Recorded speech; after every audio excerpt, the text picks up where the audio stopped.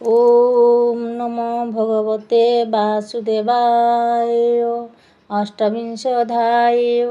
श्रीभगवानुवाच शृण नृपतिसुता तुम्हे जोगलक्षण कहु आम्भे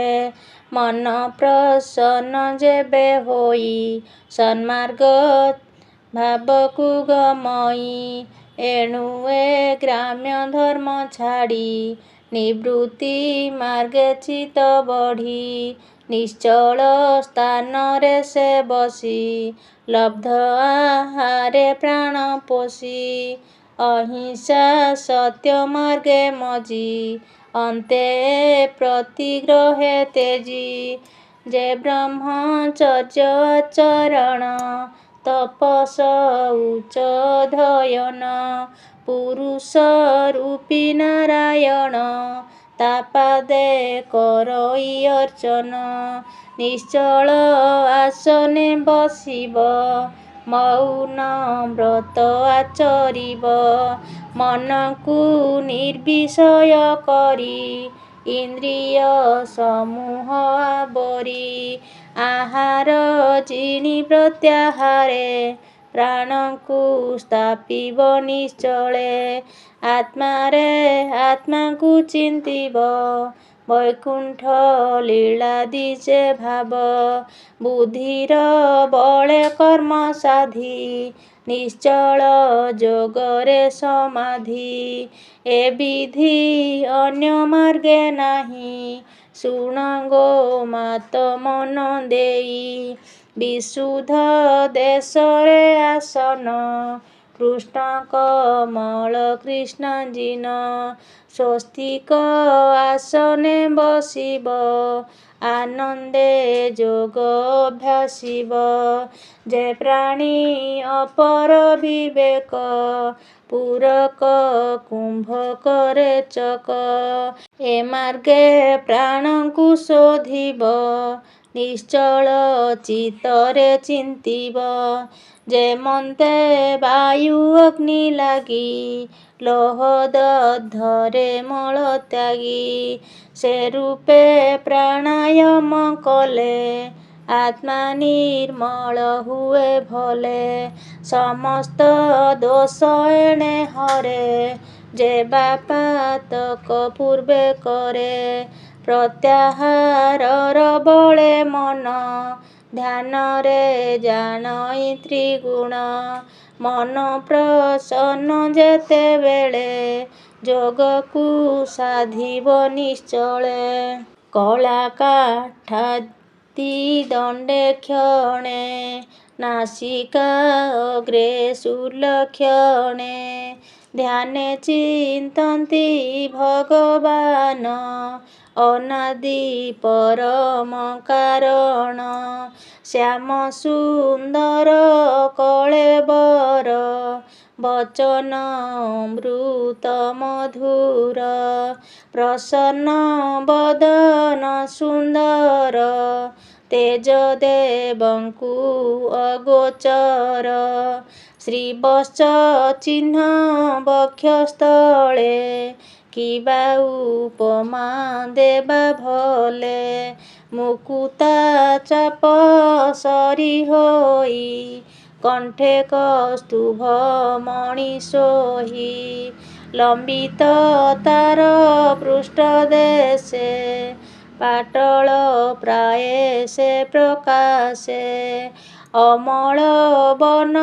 ମାଳି ଗଳେ ମନ ଭ୍ରମଇ ମଧୁ ଭୋଳେ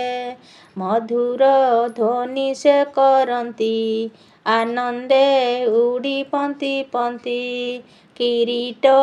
ଅନଙ୍ଗ ବିରାଜେ ଅମୂଲ୍ୟ ହାର ହୃଦେ ସାଜେ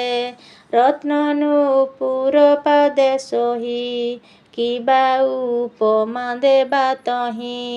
ଦିବ୍ୟ କର୍ଣ୍ଣରେ ସେ କୁଣ୍ଡଳ ଶୋଭା କରଇ ଗଣ୍ଡସ୍ଥଳ ଏମନ୍ତ ରୂପେ ଭକ୍ତ ଜନେ ହୃଦେ ଚିନ୍ତନ୍ତି ଅନୁକ୍ଷଣେ ଆନନ୍ଦେ ଦର୍ଶନ କରନ୍ତି ନୟନ ନିର୍ମଳେ ଦେଖନ୍ତି କିଶୋର ତରୁଣ ବୟସ ଅତି ସୁନ୍ଦର ସୁପ୍ରକାଶ ସର୍ବଲୋକଙ୍କୁ ନମସ୍ତୁତ୍ୟ ଅବୟ ସୁଶାନ୍ତ ମହତ ଭକ୍ତାନୁଗ୍ରହ ସେ ଅଟନ୍ତି ଭକ୍ତର କଷ୍ଟ ନ ସହନ୍ତି ଯାହାର ଯଶ କୀର୍ତ୍ତି ସାର ତୀର୍ଥଙ୍କ ପ୍ରାୟେ ପାପହର ଯାହାର କୀର୍ତ୍ତି ପୁଣ୍ୟ ଶ୍ଲୋକେ ଗାୟନ କରୁଛନ୍ତି ମୁଖେ ସମଗ୍ର କରି ତାଙ୍କ ଦେହି ନୃତ୍ୟ ଚିନ୍ତିବ ଚିତ୍ତେ ଧ୍ୟାଇ ଆସନେ ବସି ଏକାନ୍ତରେ ଗମନ ଶୟନ ଗୁହାରେ ଅଙ୍ଗକୁ ଅଙ୍ଗ ପ୍ରତି ଧ୍ୟାନ ଚିନ୍ତିବ ବିଷ୍ଣୁର ଚରଣ ଧ୍ୱଜ ଅଙ୍କୁଶ ବଜ୍ର ଚିହ୍ନ ପଦ୍ମ ସହିତ ଯେ ଲାଞ୍ଛନ ତୁଙ୍ଗ ସୁରଙ୍ଗ ପାଦ ଦୁଇ ନଖ ଚନ୍ଦ୍ରିକା ବିରାଜଇ ମହତ ହୃଦ ଅହଙ୍କାର ଧ୍ୟାନେ ଭଜଇ ନିରନ୍ତର ପାଦୋଦକ ଗଙ୍ଗା ନୀର ଶିରରେ ବହିଛନ୍ତି ହର ଜାନିର ବ୍ରହ୍ମାଣ୍ଡ ମଧ୍ୟରେ ସ୍ନାନ କରନ୍ତି ସୁର ନରେ ପାପ ଶୈଳ ବଜ୍ର ପ୍ରାୟେ ଯାପାଦ ନାଶଇ ନିର୍ଭୟେ ସେ ପାଦ ପଦ୍ମେ ଧ୍ୟାନ କରି ନୃତ୍ୟ ବନ୍ଦଇ ଚିତ ଧରି ସେ ପାଦ ପଦ୍ମର ମହିମା କେ କହିପାରେ ଗୁଣ ସୀମା ଯାପାଦ ଯୁଗ ମନୋହର ବ୍ରହ୍ମା ସେବଇ ନିରନ୍ତର ଆଜାନୁଲମ୍ବୀ ଭୁଜମାନ କେୟୁର କଙ୍କଣ ଶୋଭନ ଅତସୀ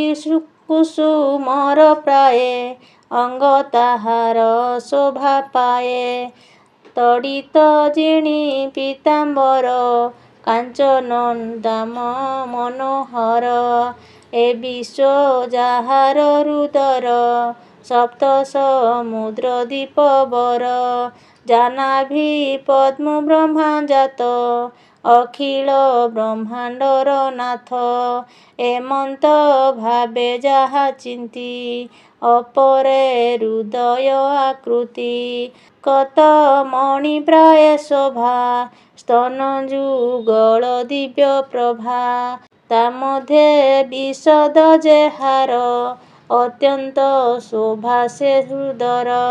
ଲକ୍ଷ୍ମୀ ଭୂଷିତ ବକ୍ଷସ୍ଥଳେ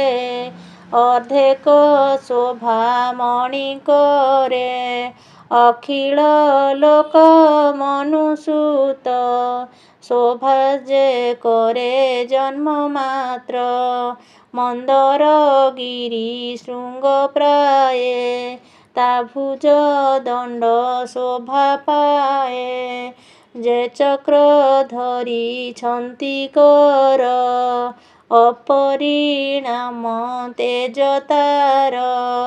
ତାକର ପଦ୍ମ ଚକ୍ରେ ଶୋଭା ରାଜହଂସର ପ୍ରାୟେ ଆଭା ଦାନବ ରୁଧିରେଣ ଯୁକ୍ତ ଗଦାଏ ଅଛି ତାର ହସ୍ତ ଭୂତାନୁଗ୍ରହ ତା ଶ୍ରୀମୁଖ ସସ୍ମିତା ସୁରଙ୍ଗ ସୁରେଖ ଶ୍ରବଣେ ମକର କୁଣ୍ଡଳ ଚଳନ୍ତେ ଯେହ୍ନେ ବିଦୁନାଳ ତୁଙ୍ଗ ନାରଙ୍ଗ ଦିବ୍ୟ ଶୋଭା କୁଣ୍ଡଳୀ ଗଣ୍ଡ ପ୍ରଭା ଲୋଚନ ଯୁଗ ପଦ୍ମ ପ୍ରାୟେ ଭୃଙ୍ଗର ବିଧି କିବା ଶୋହେ ଏମନ୍ତେ ରୂପ ଯେବା ଧ୍ୟାନ ଆନନ୍ଦେ କରେ ଅନୁକ୍ଷଣ ତାହାକୁ ପ୍ରଭୁ କୃପା କରେ ଏ ଘୋର ତାପ ଚୟ ହରେ ଏଣୁ ଏ ରୂପ ଗୁଣ ଧ୍ୟାନେ ନିର୍ତ୍ତ ଚିନ୍ତିବ ଦୃଢ଼ ମନେ ଅଖିଳ ଲୋକ ତାହା ହରେ ଯେ ମନ୍ଦ ହାସ ଶ୍ରୀମୁଖରେ ମକର ଧ୍ୱଜ ଚାପ ପ୍ରାୟେ ଭୃଭଙ୍ଗ ଯୁଗ ତାର ସୋହେ କଟାକ୍ଷ ସରପନ୍ତି ହୋଇ ମୁନିମାନଙ୍କ ମନ ମୋହି ଏଣେ ମୋହିତ ମୁନି ଜନେ ଧ୍ୟାନ କରନ୍ତି ଅନୁକ୍ଷଣେ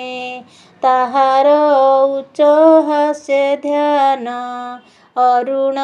ବର୍ଣ୍ଣ ଓଷ୍ଠମାନ କୁନ୍ଦ କଢ଼ିର ପ୍ରାୟ ହୋଇ ଦନ୍ତପନ୍ତି ଯେ ବିଚାରଇ ପ୍ରେମାନୁବନ୍ଧେ ଏହା ଚିନ୍ତି ଅନ୍ୟ ଯେ କିଛି ନ ବାଞ୍ଛନ୍ତି ଏ ରୂପେ ଧ୍ୟାନ ଯୋଗ କରି ଭକ୍ତି ଭାବରେ ମୋଦ ଭରି ଭକ୍ତ ସ୍ୱଭାବେ ସୁମରଣ ପୁଲକ କରି ତନୁଲୋମ ଏ ରୂପେ ଯୋଗ ସମାଧିରେ ଯେବେ ମନ ଭ୍ରମ କରେ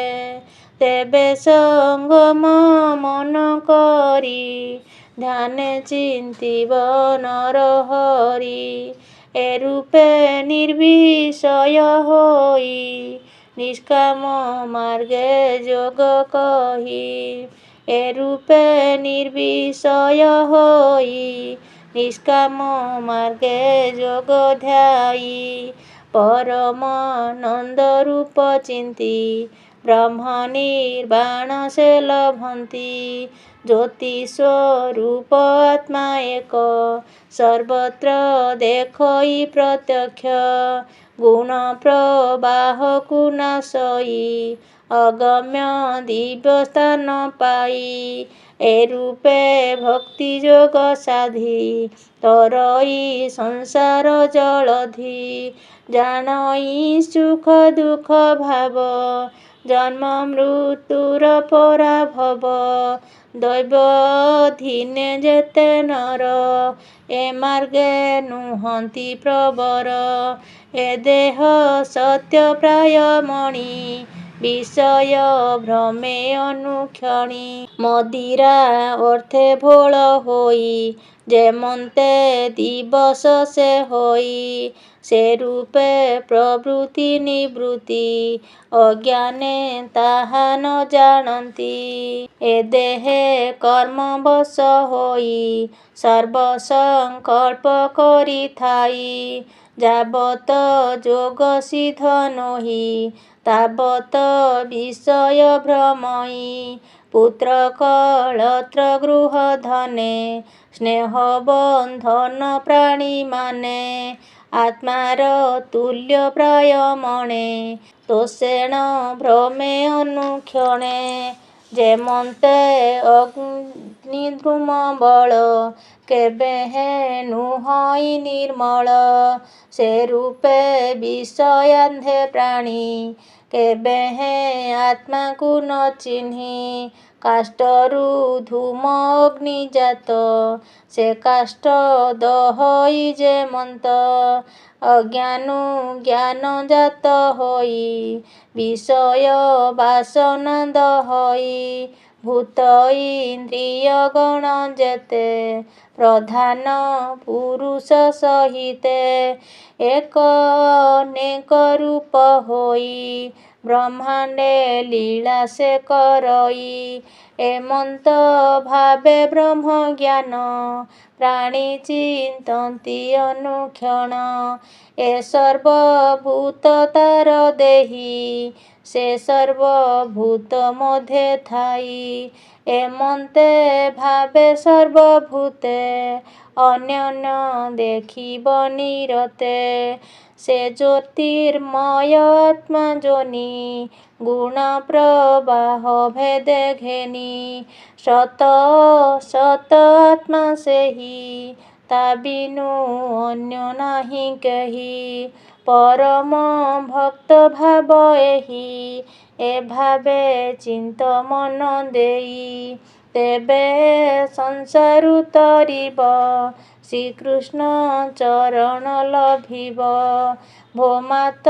साध्य एहि जोग हेले तरिब घोर दुर्ग कहई विप्र जगन्नाथ